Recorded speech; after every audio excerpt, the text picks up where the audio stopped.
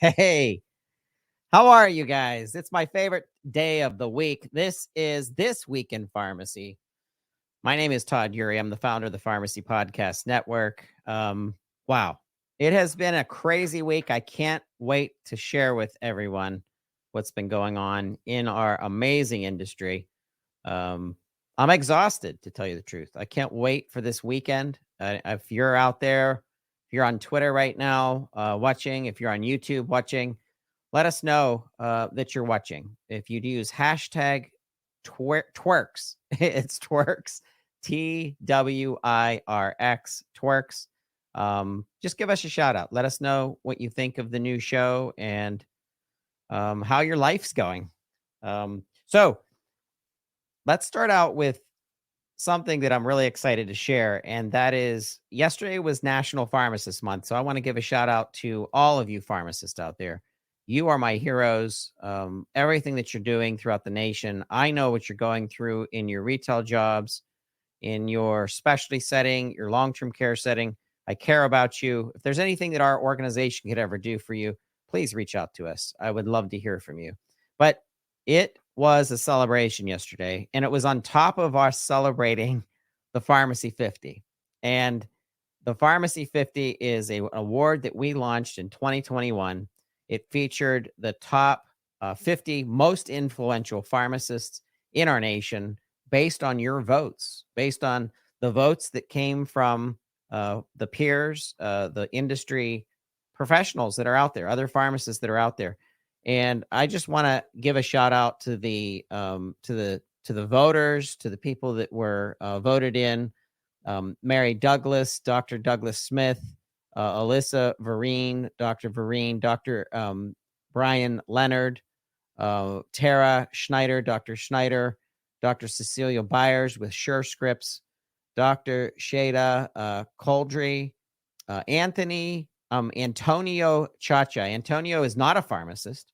This is pharmacy professionals. So Antonio is, if you don't know him, you have to look him up. He is the leading lobbyist for us, in my opinion, for when I say us, I mean the pharmacy profession, to right the ship of the world of PBMs and PBM reform. And you do not want to get on his bad side. He will data analytic you out of your money to make sure that you aren't robbing taxpayers blind. Dr. Saley, I'll tell you what, she's a brand new pharmacy podcast member and host with Resi 360, and she's going to jump into the world of building your career as a resident and the world that you go through that. And what do you know? Dr. Bledtanoe returned to the top 10 because of her building and working with Pizza's Not Working. So if you don't know what Pizza's Not Working is, please look up, go to Google right now, put in hashtag Pizza is Not Working, an advocacy for pharmacists in the workplace to assure that there's balance between how many technicians and how many pharmacists are in your retail community pharmacy. It's trying to get these national chains to start paying attention to the needs of our pharmacists and our technicians and the workload that they have to go through, just like any physician, any nurse with lunch breaks, you and me when we work and what we do every day. I also want to talk about how advocacy internal to the pharmacy industry is so important. And if you haven't read up on the Pharmacy 50, you have to go to our website, go to our news section, and it will go through all of the influencers, all 50 of them, amazing people that we're going to have each of these guests at some point become involved in our programming, whether it's an interview, whether we meet you up at a conference, which reminds me, there are conferences that the Pharmacy Podcast Network will be attending, and we'd like to meet up with you there. I don't know how many conferences you go to. If you don't go to conferences, try to get to at least one in 2022. It's a really good way to not only build your understanding of what's happening in the pharmacy industry, But some of these conferences are absolutely phenomenal. I am honored to be a speaker at the Healthcare Information and Technology Marketing Conference, and it's known as HITMIC. It's going to be in Vegas. I'm going to be speaking on podcasting. What do you know? Why would they pick me for that? Who knows? So I'm going to be talking about building an effective podcast, especially when we're talking about professionals.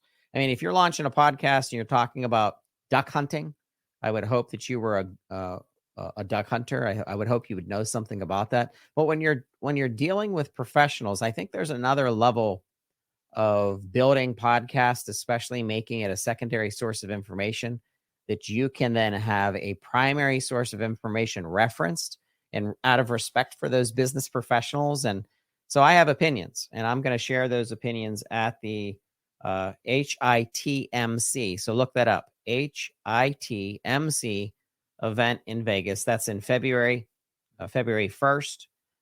Also, TWIRx, Dr. Lisa Fast, who was one of the Pharmacy 50. Congratulations to you, Lisa, and all of your hard work and being recognized as your peers as a leader in our industry. Lisa's team at DiversifyRx picked up the pieces of what happened with Pharmacy Development Services and kind of the crumbling of that organization. What's amazing people that worked at PDS. Shout out to Dan Benamos, who started PDS. What a great guy. And just a champion of independent pharmacy. But that organization went bankrupt. It's no longer. And there were a lot of people that had their flights and their hotels scheduled for that event. So kudos to Lisa and DiversifyRx for picking up that opportunity to have a conference at the last minute, to be able to organize all of that and have a conference for our community pharmacy owners to build your business. And if you want to know how to build your business, the best thing to do is to be surrounded by other successful community pharmacists.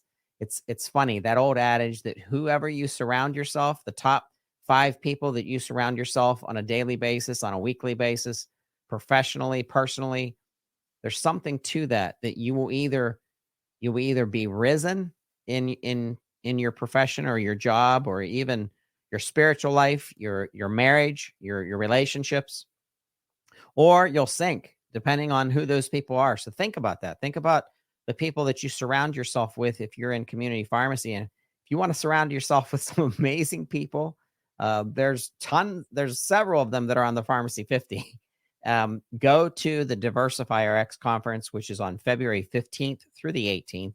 And if you look up DiversifyRx event Orlando on Google, you'll definitely find it. I'll be headed to the American Pharmacists Association's annual event. It'll be the second time that we are media partner and press coverage for that event. So proud to be aligned with the APHA. And a shout out to Teresa Toll, one of our Pharmacy 50 most influential professionals and influencers in the pharmacy market. So that's March 24th, 25th, 26th, and that will be in Phoenix, Arizona. So I can't wait. March, I will be ready for some Phoenix weather. Can't wait to see everybody at the APHA. Be on the lookout for Pharmacy Podcast. We will have a booth there. And if you want to participate in the program, please come see me. If you want to prearrange it, do it. And we will be looking for some subject matter expertise and some sponsors for that event. So give a shout out to us, reach out to Pharmacy Podcast Network. And are you in specialty pharmacy? Hey, listen, specialty pharmacists, consultant pharmacists, and community pharmacies that want to get more into specialty. If you want to go to a business event that will knock your socks off, is that an old adage? Knock your socks off? Probably is. I think I'm getting old. But if you want a spectacular event done, just one of the most amazing conferences I go to every year, it's the Assembia event. So Assembia 2023, the Specialty Pharmacy Summit in Las Vegas. I don't like Las Vegas. If they had it in Orlando or even Phoenix, not Chicago, I don't want to go to Chicago. I just don't like Las Vegas. I think it's just not my vibe, but it's an amazing conference. So I stay in the Wynn. I don't go outside. I just try to stay and meet people and eat good sushi and visit. And that's going to be May 1st through May 4th. Pharmacy Podcast Network will be there. We're excited to cover that event as press. And that is what's happening in This Week in Pharmacy when it comes to our announcements. And I am excited to get into the rest of the show today. And I want you involved, by the way. So first of all, I want to talk about some news that I found really interesting this week in pharmacy. And the first thing was there was a study that taps pharmacists as addiction treatment options during the opioid crisis. And listen, we're not out of the woods when it comes to the opioid crisis. You know that as community pharmacists, as pharmacists in hospital systems that are seeing people come into the emergency room that have been Narcaned, and you have to get them to the next level treatment. What better healthcare provider to have involved in that treatment than a pharmacist? I don't even know why every single state in the United States doesn't have a pharmacist oversight of addiction recovery and how pharmacists could impact addiction recovery. And sometimes I think it's money driven, and this is just my opinion, where some of these centers are keeping patients on specific substances over and over again. They have counseling for these individuals, but they're not involving a pharmacist to really say, hey, is there another layer of treatment that we could take? You have to read this article. I'm going to put it in show notes when we broadcast out. It's at wbur.org. It's a news organization and coverage. It was written by Martha Bebinger, and it was just released on the 11th of January. Study taps pharmacists as addiction treatment options during opioid crisis. If you're a community pharmacy owner, read this article because it could be a business opportunity for you to educate your community, anyone suffering with addiction, how they should be tapped into you, their community pharmacist, and guidance, especially with comorbid situations where patients are dealing with more than one disease state. Next thing I want to bring to your attention is a headline: Learn what's new in TRICARE Pharmacy Program at the January webinar by TRICARE Communications. I, for one, am curious about this because we know that TRICARE blasted the military community by shifting their pharmacy benefits from being able to use your community pharmacy that knows you or any pharmacy that knows you and starting to funnel them into one specific new pharmacy that kind of disrupts your care. Didn't appreciate this at all. I think this is an absolute horrible move, but nonetheless, there's a webinar that says learn what's new in TRICARE Pharmacy Program at the January webinar. Look that up. Go to TRICARE Pharmacy Program January webinar. Just Google that. It'll come right up. This is their website that they're launching this. Obviously, this is a PR move on their part. Once again, bad move from the beginning, removing your community pharmacist from so many military members and their family members who trust their community pharmacist that knows them, knows what they're going through. I think it was, like I said, they pretend that it's saving money, but people in the business know that it absolutely is not about that.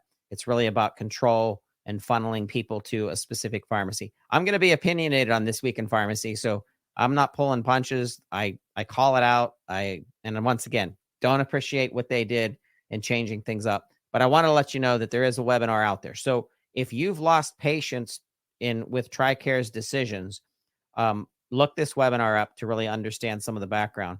And obviously reach out to your state representative. Let your state representatives know that this is disruptive to people's health care, which it is, and it wasn't a good move.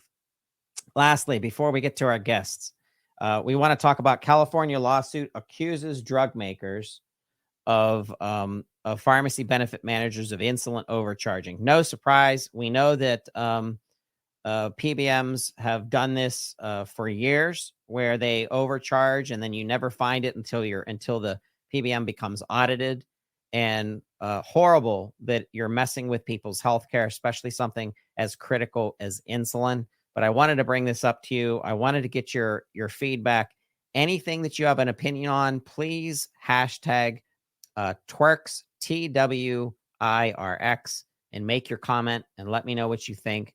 But I found this article extremely disturbing, and I just wanted to get it out there. We're going to have guests more on different things and talk about different issues in pharmacy plaguing sometimes our profession. But nonetheless, I do want to talk to you about the different guests that we're going to be bringing on.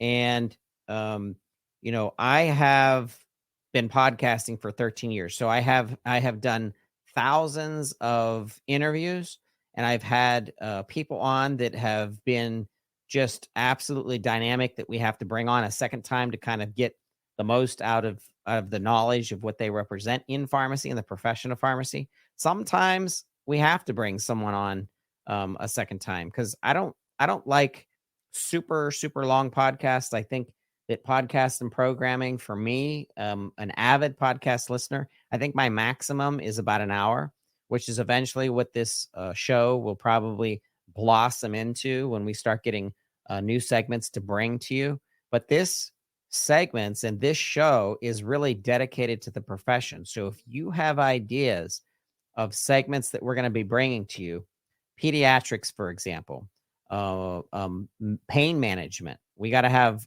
Mark Garofoli come on, and he's known as the pain guy. He's actually patented that, the pain guy, or trademarked it, and really dig into specific issues or specific subjects or business criteria that is impacting you as a provider, impacting you as a business owner, impacting you as a healthcare professional. You don't have to necessarily be a PharmD or a pharmacist to be on this show. Absolutely not. I'm not a pharmacist, so I'm just your greatest fan, and we expect the show to be collective and unifying. But we also want to make good arguments about things that we believe in. And I'm excited that we're going to have multiple different guests come on. There is a guest that is one of those punch in the face type of guests that we do have. And I want to introduce, if you don't already know her, Dr. Lindsay Elmore. Dr. Lindsay Elmore has an amazing show called The Lindsay Elmore Show. If you haven't subscribed to the show, you will be excited, especially if you're a pharmacist that is gravitating towards the world of functional medicine, holistic medicine, natural medicine, and mixing that, balancing that with drugs and medications. And the fact that always staying on drugs or cascade prescribing, going from 2 medications to 20 medications, and never feeling any better, but just always adding something more. That's not what pharmacy is about. So Lindsay has some amazing viewpoints, and I want to welcome Lindsay to the show. So with that, I want to introduce the one and only Dr. Lindsay Elmore. Hey, and now I'd like to bring on Lindsay Elmore. I want you to learn more about her. If you haven't heard of Lindsay, what a powerhouse, someone who has invested in themselves as a provider. And getting to know Lindsay, she's been featured on Elite Daily, Reader's Digest, Yahoo News. Lindsay, it is an absolute pleasure to welcome you to This Week in Pharmacy, one of our special guests today. So welcome. Thank you so much for having me. I'm grateful to be here. So it's yesterday was National Pharmacist Day. So happy National Pharmacist Day to you. Thank you.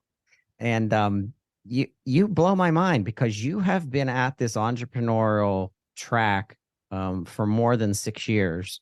And you stepped away from the traditional role of pharmacist more than 10 years ago. And your natural wellness, your functional medicine belief mixed in with pharmacological understanding, it's creating this next generation pharmacist. But you've been doing it for quite some time. And now the public is finally realizing that functional medicine is real and that they can rely on a pharmacist to really map out their personal healthcare goal. And before I get into that, I want the listeners to understand a little bit more about Dr. Lindsay Elmore. Would you share your story with our pharmacy podcast listeners? Sure. So when I was a child, my mom was a single mom and she was a nurse, and she would always take me to work with her. And I had a proclivity toward science, and I always loved to work. And so I learned how to file charts and, book surgeries and just all these random things that the average, 12 or 16-year-old did not do. Started doing my first research projects when I was in high school. Got a degree in chemistry from the University of Alabama, Birmingham, and then ended up getting my doctorate in pharmacy from the University of California, San Francisco. And then I did 2 years of postdoc. My first one was in general medicine, which was primarily an inpatient project. And then I did my second year residency in ambulatory care, which was where I first got introduced to this concept of really, really, really chronic ongoing disease. I mean, you hear in school about diabetes, and when you see it, when somebody comes to the hospital for, a diabetic ketoacidosis, or they've got some sort of ulcerated infection, whatever it is. But when you really see ambulatory care, people walking and talking every single day with diabetes, hypertension, hyperlipidemia, obesity, asthma, COPD, autoimmune conditions, irritable bowel syndrome, chronic pain, just the list goes on and on and on. And people live this way every single day. And I finally came to a point where I recognized that the medication therapy was not going to cut it. It was not going to cut it unless the patient truly had a desire to change their diet and change their lifestyle. It was never going to work. And so I just decided I really wanted to teach people more about how their lifestyle could help them to stay healthier longer, live more active years, and not be susceptible to an endless litany of medications. It's not to say that people don't need a beta blocker to help with their blood pressure. But what I'm advocating for is that we can choose to live a life that doesn't require 10, 12 medications. You can minimize your risk factors and really only take what is truly necessary. I heard you say something on a previous program where it's this practice of adding another medication to take the place of a reaction of another medication. And now you're taking the third and the fourth and the fifth and the sixth to counteract the other medication. And it's refreshing to hear you say, let's slow down and let's see what's happening in your life, what you're eating, what your diet is, what your sleep schedule is, to see if that adjustment can take away the polypharmacy, roller coaster that so many of our 330 million Americans are, experiencing, based on this machine that I feel like pharmacists in some ways have been held hostage by the machines of what is the pharmaceutical manufacturers.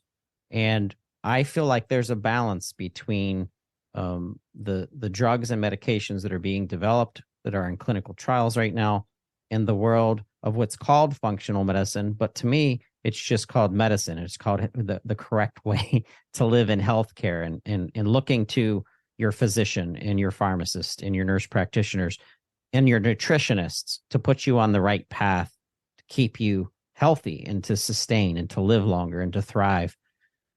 Well, I will say for me, I personally have never felt held hostage by the pharmaceutical industry and like the traditional models of dispensing, because I think that pharmacists are the most highly trained healthcare professional in what is called medication de-escalation. We can de-escalate medication therapy more quickly and effectively than anybody else. I see people. Unfortunately, I don't know that physicians receive as intensive a training on how to address the subtleties of medications, as well as the subtleties between the interactions between medications, and how we can create greater what we want in medications is like this consistency. We don't want peaks and troughs, right? And because the peaks and troughs are where addiction comes into play. It's where your medication dosage goes up too fast, and then you have side effects, and then it goes down too fast, and you have not the effects that you want. And so if we can really study the interplay between all of these medications, we can get something that is very well balanced. And once we're balanced, then we can start working on really the underlying factors. And so I think as pharmacists, we're very good at getting rid of medications and making medications have greater stability so that they don't have as many, there really aren't side effects of medications. There's just effects, and some of them you like and they're the ones you're after, and some of them you don't like and are the ones that then you've got diarrhea now, so now you've got an anti-diarrheal med, or maybe you've got a headache now as a side effect of a medication. Maybe you've got dehydration.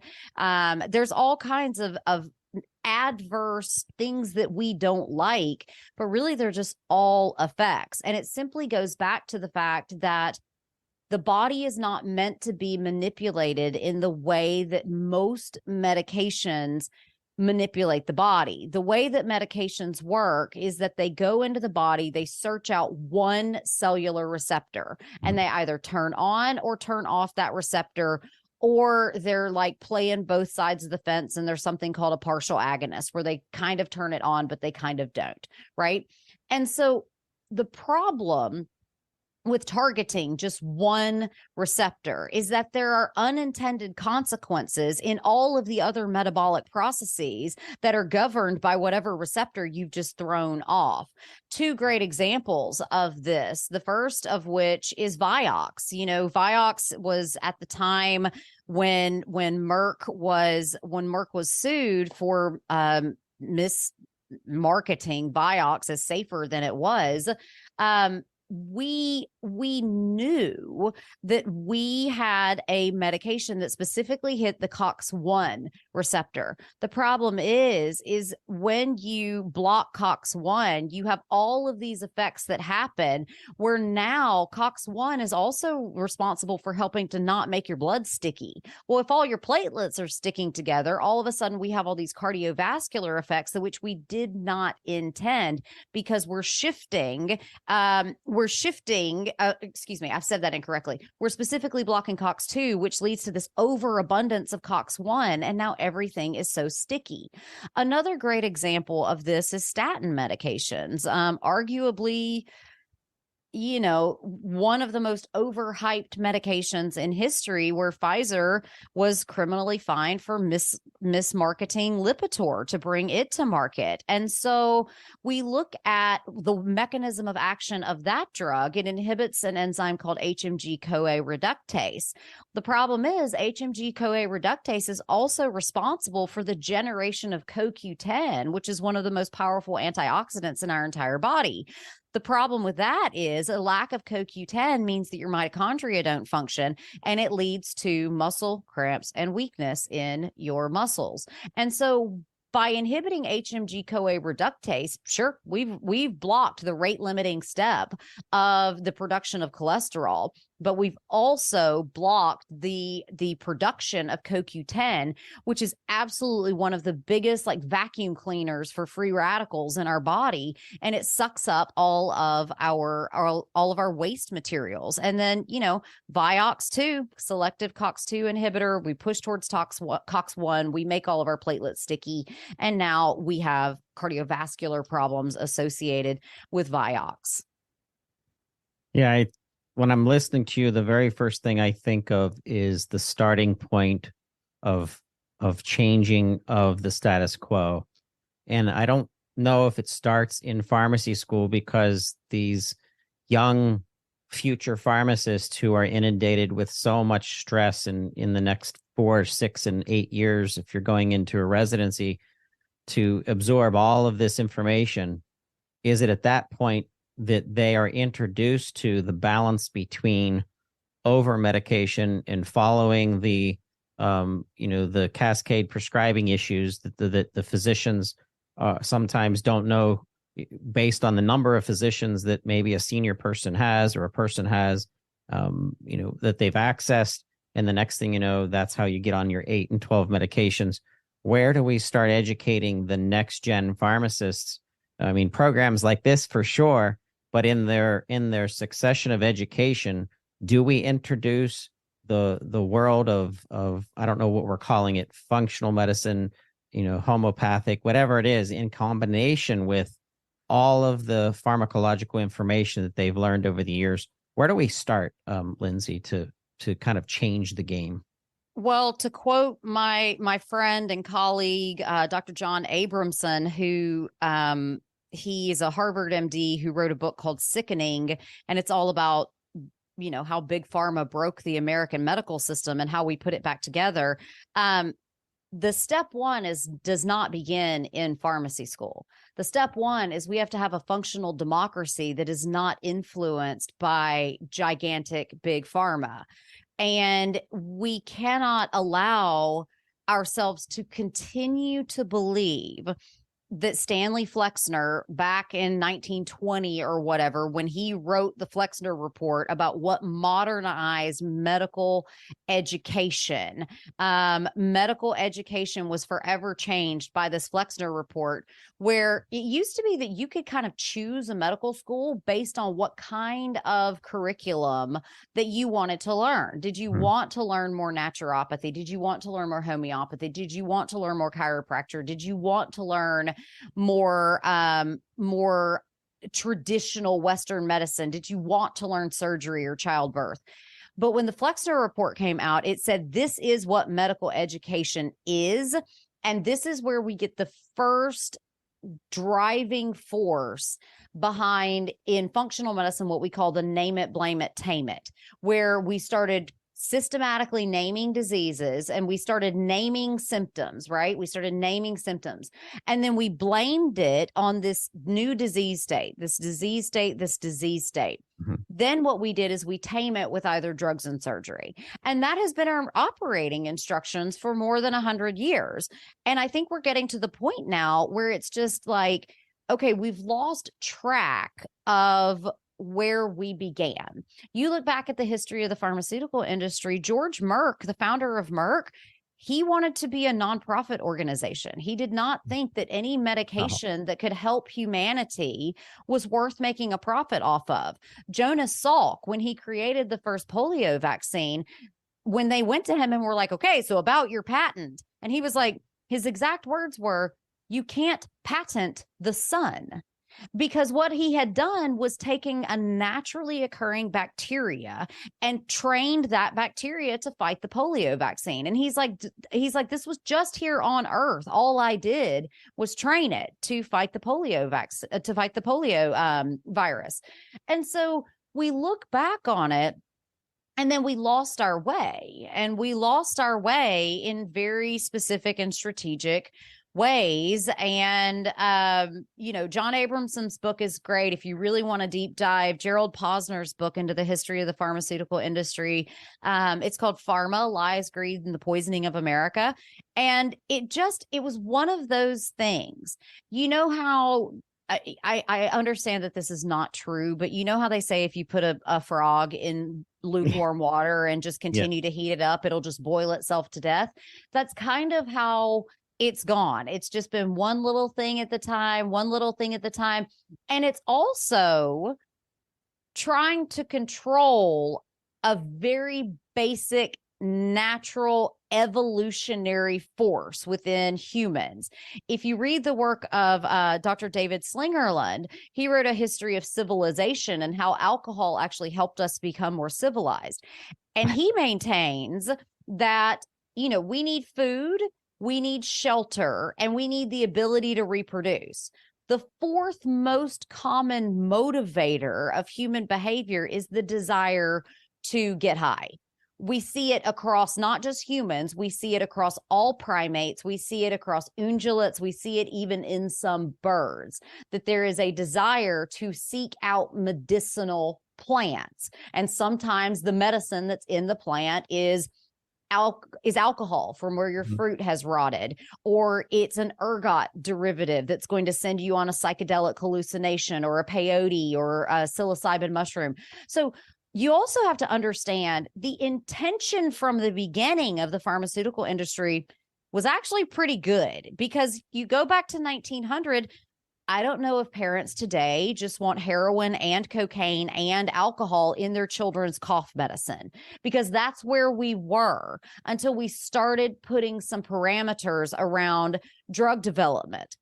But then it just became a numbers game. And the numbers game began with the discovery of penicillin. When penicillin changed the world, penicillin changed the world forever. And it did take a massive government upscale and massive government funding of big pharma for the first time, because without penicillin, our armed forces were dying, right? And so the original intent of, like, let's take taxpayer money, put it towards the development of penicillin so that our boys in uniform don't die. All right, I'm with you. But then when the war is over, the government, instead of being like, that was awesome, big pharma, you guys are tiny pharma at that time, because there were dozens and dozens of pharmaceutical industries. We didn't have pharmacy conglomerates like we do today. Instead of saying, we appreciate that, now we're just going to use our resources that we bought for you for another governmental operation. No, they just gave all the drug manufacturing plants to the drug companies and just never asked for anything in return. And we're talking back in like the 30s and 40s. And, you know, you fast forward, you start a dynasty that destroyed a lot of America, and has an intimate relationship, 60-year, 70-year history of integration with the pharmaceutical industry. And that is Arthur and Mortimer Sackler come onto the scene, and they start to see pharmacy as marketing and pharmacy as sales. Whereas before this point, pharmacy was really seen as a small town thing that you kind of concocted on your own, or yeah, it was your own kind of compounding of your own herbs. And maybe there's a traveling salesman that came through.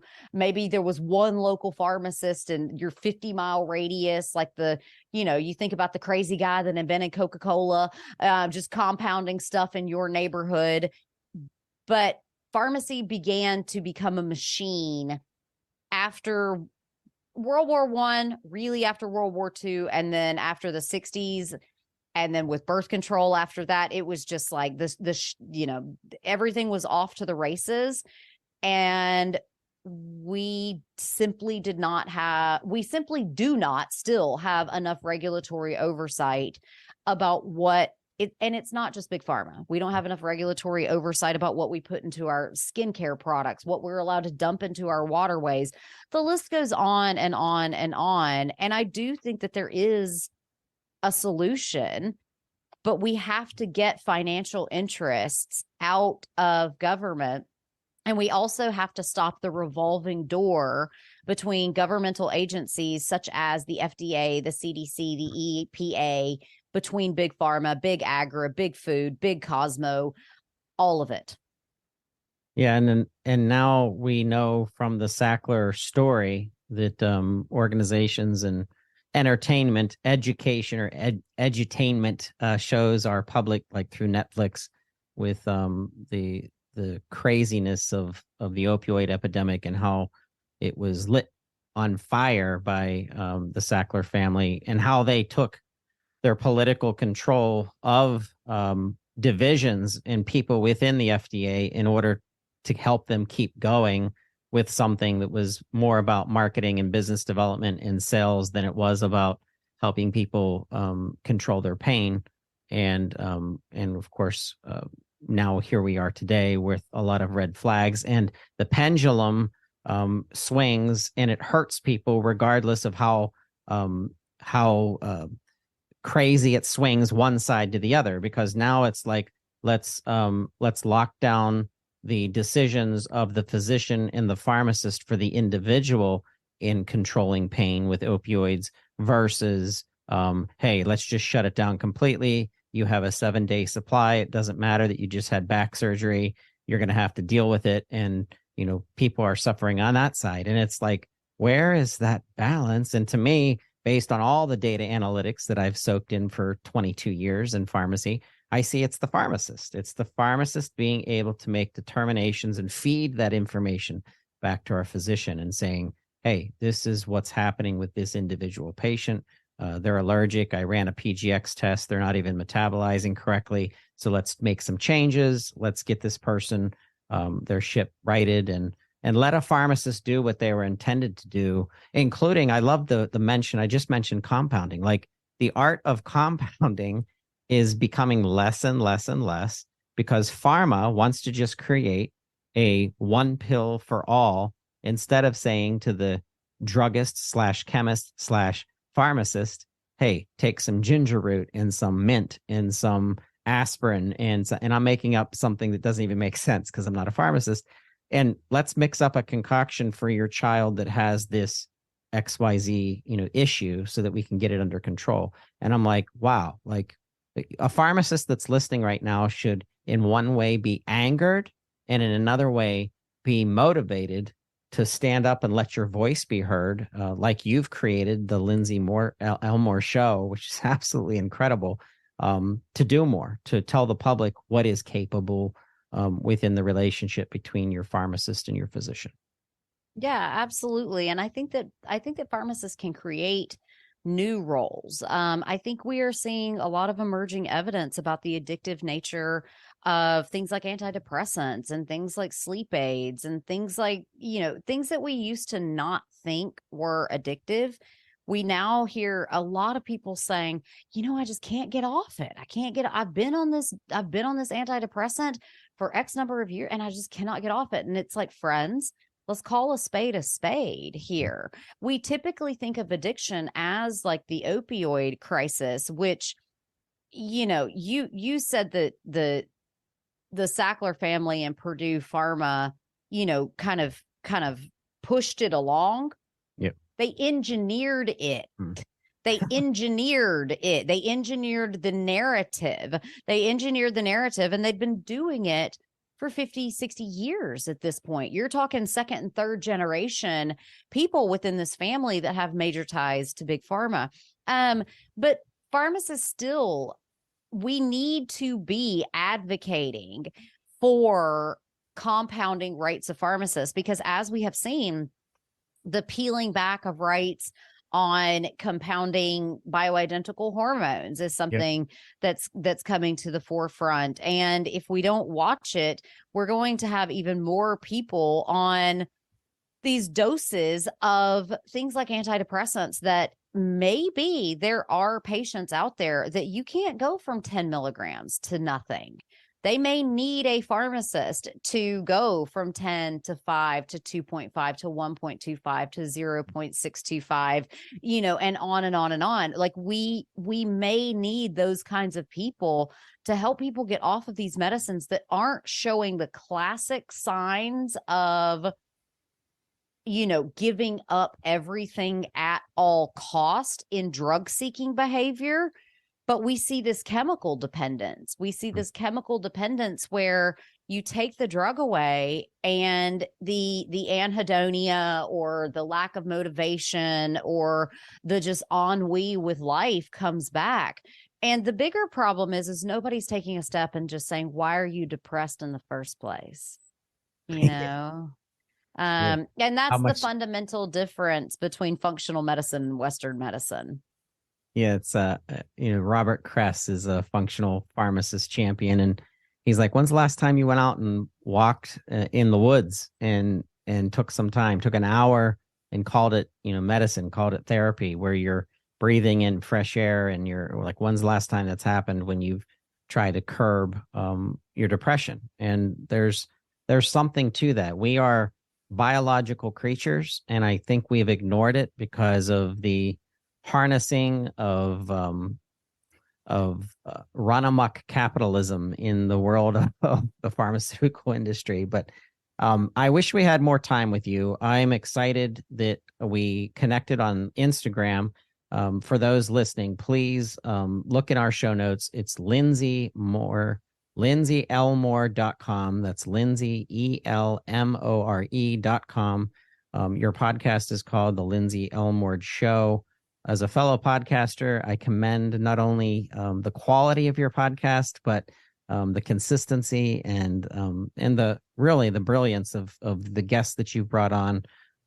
It's just been 208 episode 208 mastering menopause. I've shared this specific episode with several of my loved ones and my mother. It's just it's refreshing to hear you as a pharmacist, as a doctor, to step up and say, hey, the status quo doesn't, you don't have to be just in today's realm and what you see on your TV commercials. There's a different way, and like I said, I'm excited that we met up. All right.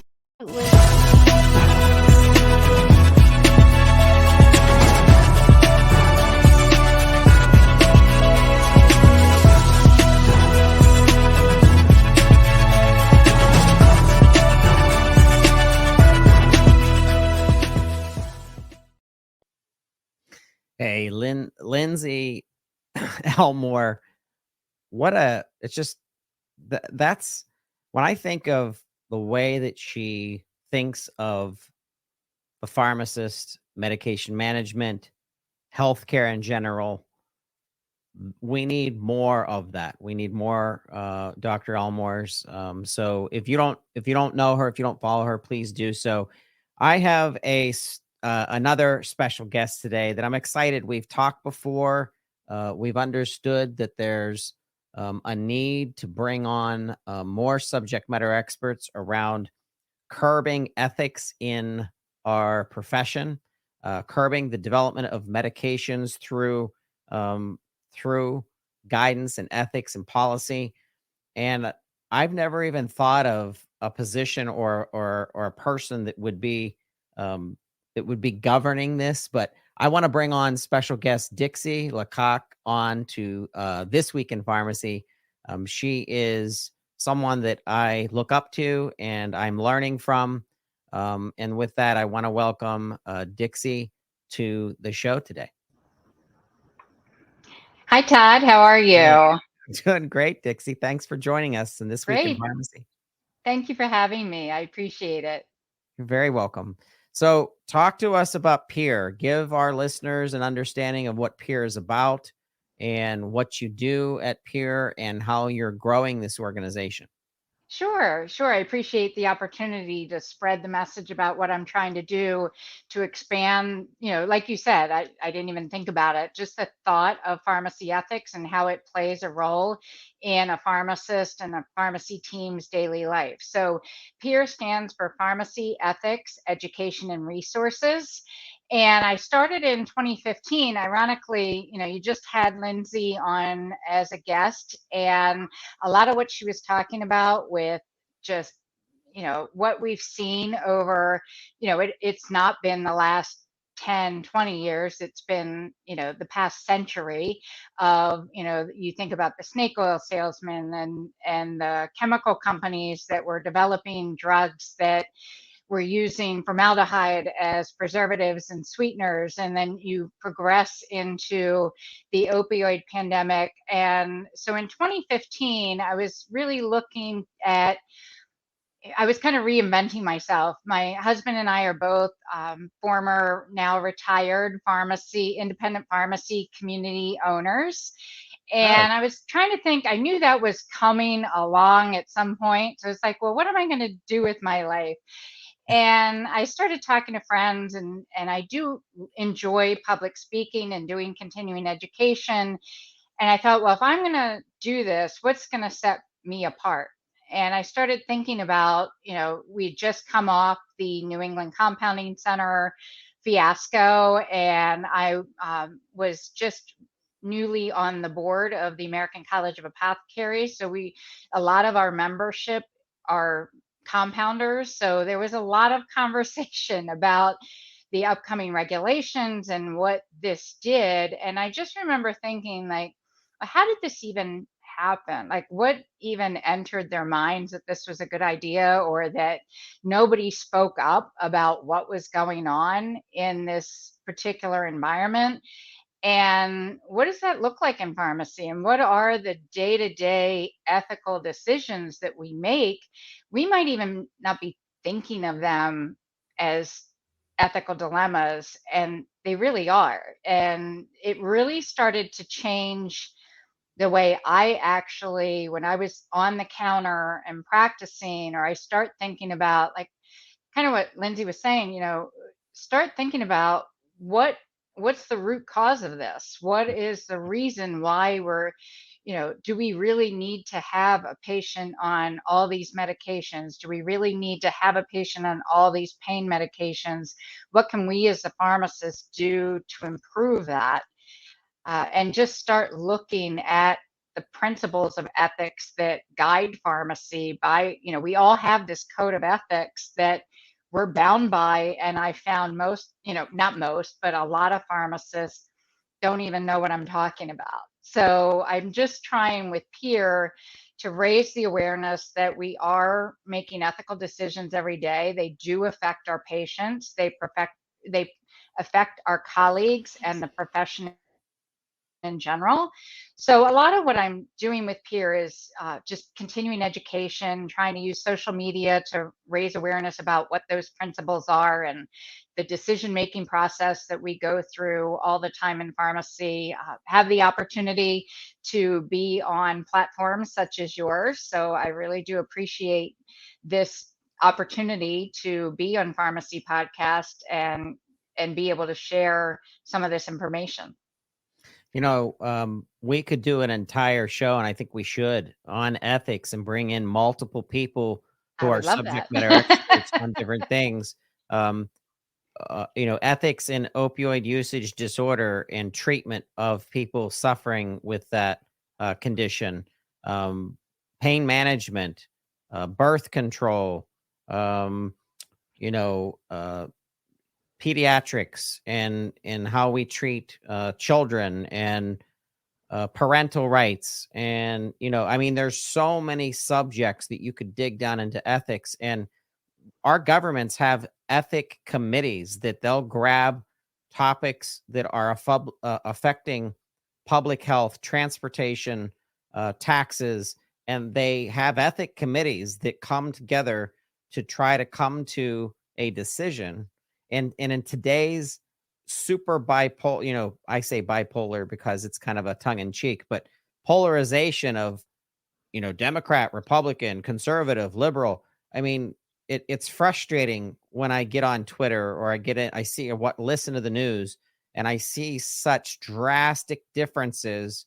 And I hate sounding like the old fogey, but I remember when I was younger, it wasn't that drastic of a difference. I mean, not as drastic as it is today.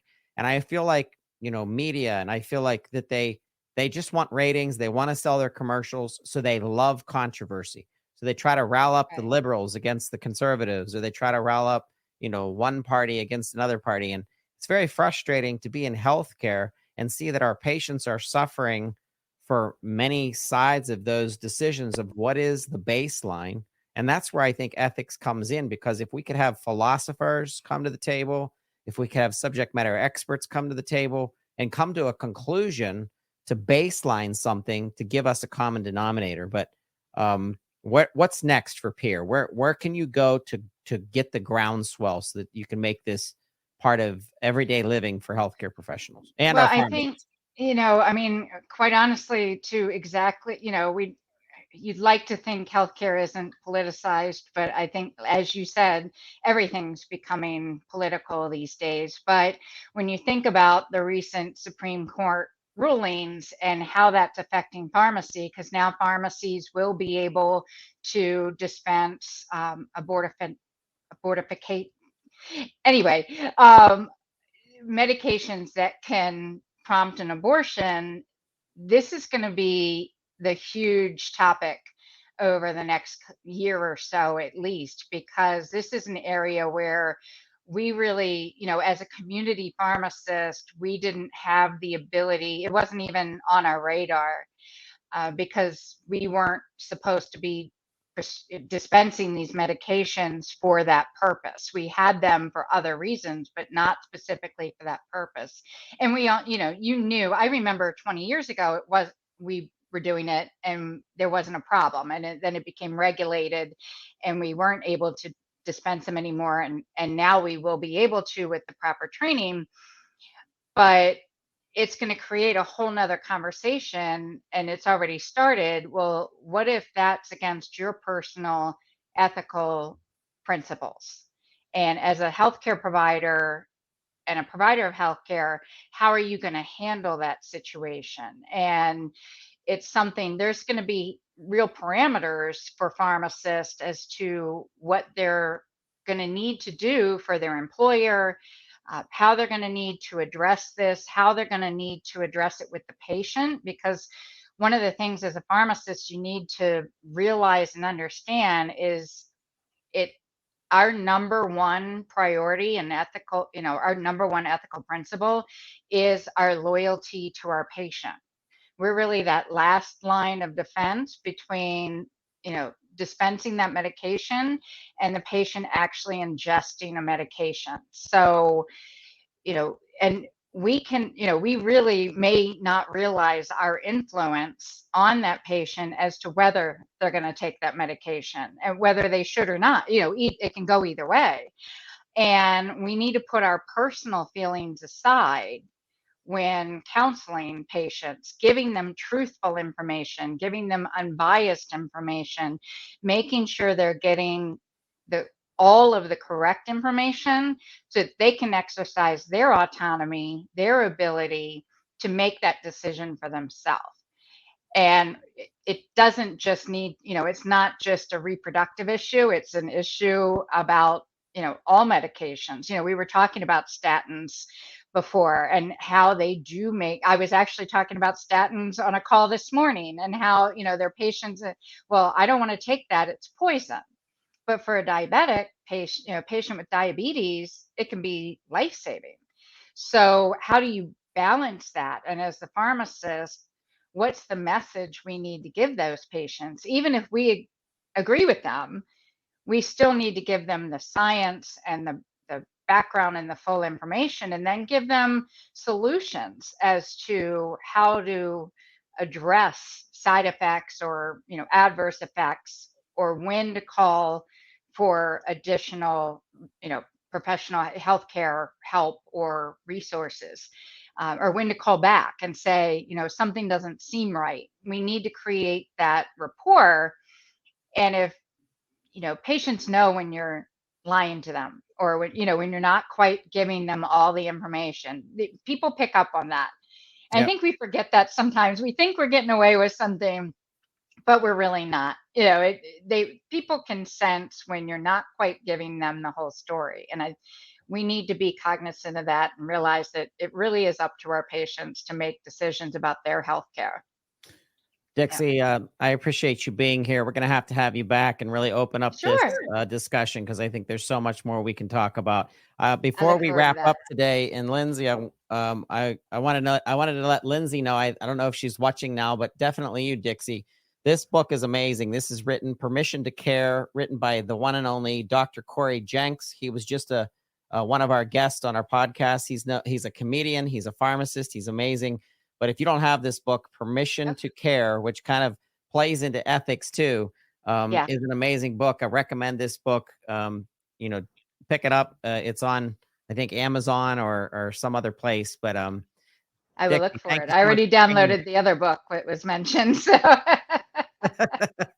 I think that's one of the things, we talk about in peer is that as pharmacists, we need to continually be educating ourselves. And what we were taught, maybe 30 years ago, 40 years ago, 10 years ago, may not be the right information now.